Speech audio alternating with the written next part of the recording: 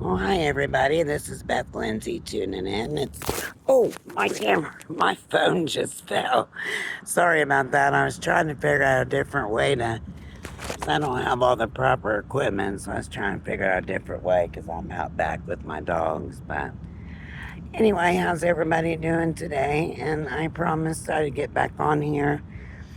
And one more time, I'll repeat myself, whether you like my videos, laugh at them, or just have fun with them. At least I'm making you smile, and that is more or less my purpose, is make all of us smile and love ourselves. And I'm going to continue where I left off yesterday, or yeah, if anybody watched my video, I kind of opened up about my childhood that I had. Nobody's perfect. I don't care. Nobody had a perfect childhood, a perfect adulthood, nobody's perfect in this world.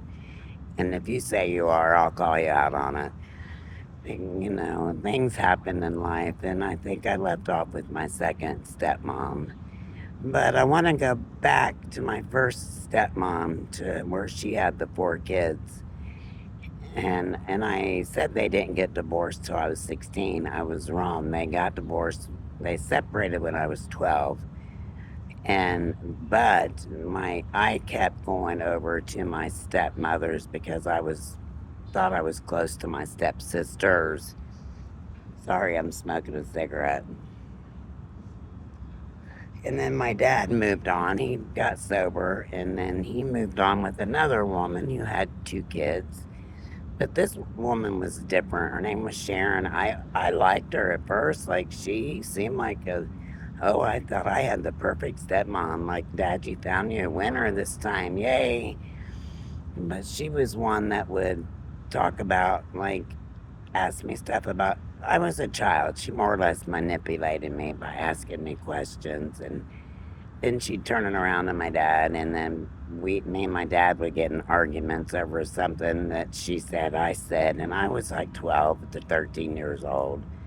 So this is how I grew up, with a bunch of stepmoms, stepbrothers, stepsisters. And I told you I had a brother, which I do. His father, my brother is 3 years older than me. His father got hit by a drunk driver back in 1960. My brother was born in 63. He's 3 years older than me. So his father died when he was like a year and a half. And, my dad's, when my mom met my dad adopted my brother. So he's technically my half brother, but we grew up together. So he's my brother. I mean, our mom raised us and stuff. Well, believe me, we're total opposite. He's tall and skinny. He was a fireman, paramedic. He's retired now, but my brother didn't have anything to do with my father after he married my first stepmom. I don't know. I guess he figured everything out, and that they were not right, and they were treating us bad. But I was a little girl wanting to be with my dad, so I took it. And then he married. He got divorced finally from Sharon, and then he married another woman, and her name is Diane, and they've been now married almost 40 years, so I think he's done giving me. And she has two kids too, but they've been married almost 40 years. So, but she is jealous. Like, I'm my dad's only biological child and daughter, and she is so jealous of me and my dad that it's caused rifts over the years. And my dad hasn't talked to me. There's like 12 years in between there. We went without talking, and it was over. My dad wanted custodial, some kind of rights over my son, so I'd still have custody, but he would have parental rights to take him to school. He would live with my dad through the school weekend, and that way I could go back. I could finally go to college and work and get my shit together, because by this time I had two kids, and I'd been married and divorced. I had a daughter too.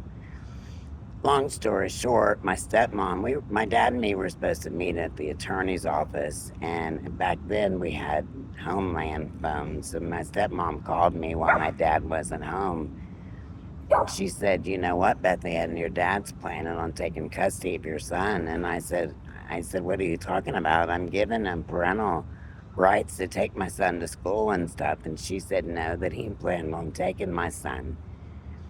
And here I am, naive, and believing a stepmom because you think they don't lie to you.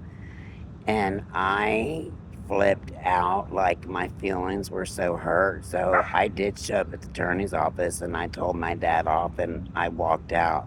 But I told him what happened first before I walked out, and he didn't believe me that she called me. And I even had caller ID at the time, and he didn't even want to see that. Like, so he went almost 12 to 13, 14 years without talking to me over what my stepmom has done. And now, and we made up for a while. I mean, things were never the same. And him and my brother had a falling out too. And this is since he's been married to Diane. So I been I was told it was my brother, that he owed them money and blah blah blah.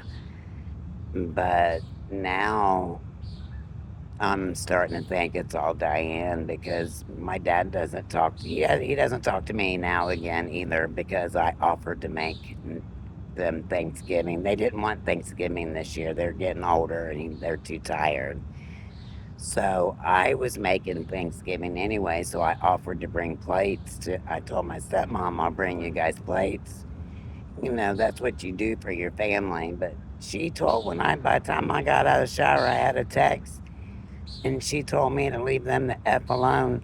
She just flipped out on me over me offering to help, and they haven't talked to me since. And this was last November, and I cried my eyes out, like that's my father, and I love my dad with all my heart, but I can't take all this back and forth, not knowing, walking on eggshells around my stepmoms. And like right now I'm getting teared up because I miss my dad. But we were doing so good. And then I have a stepsister, she's 39, and she's so jealous of me too. And there's no reason to be jealous. I am Tom's daughter.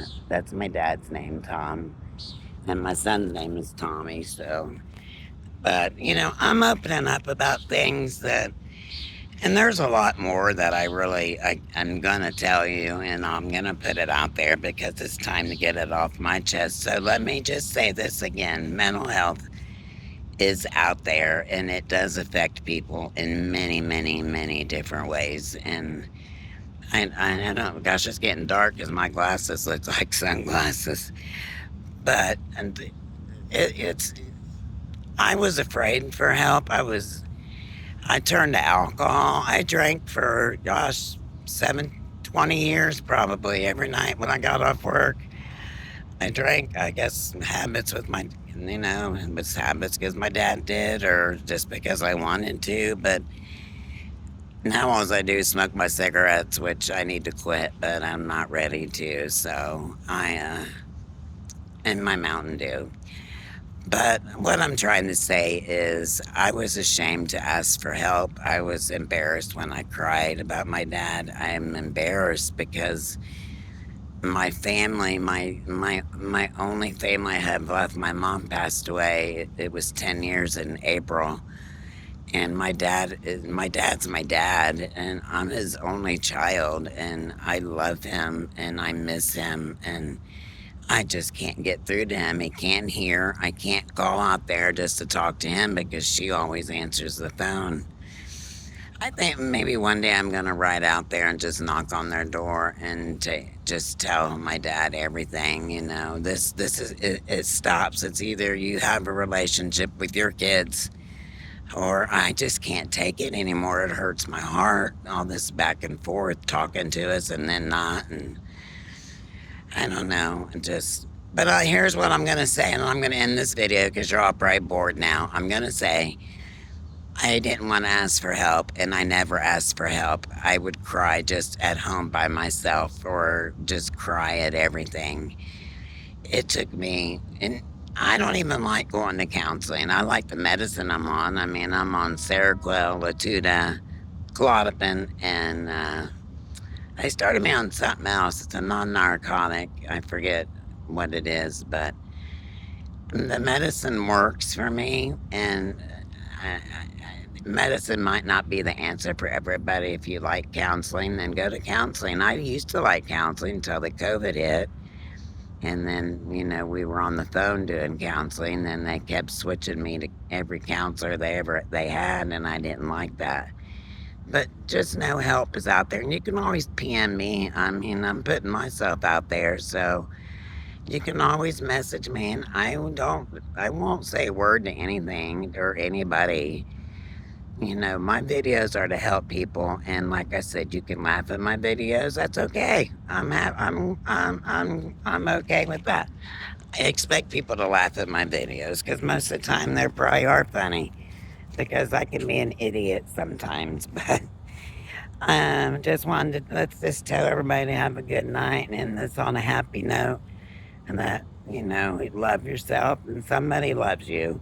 I got my two dogs. I know they love me, my babies.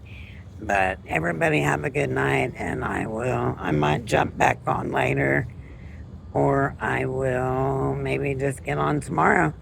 All right, hit the subscribe button and leave any comments. Thanks. Bye.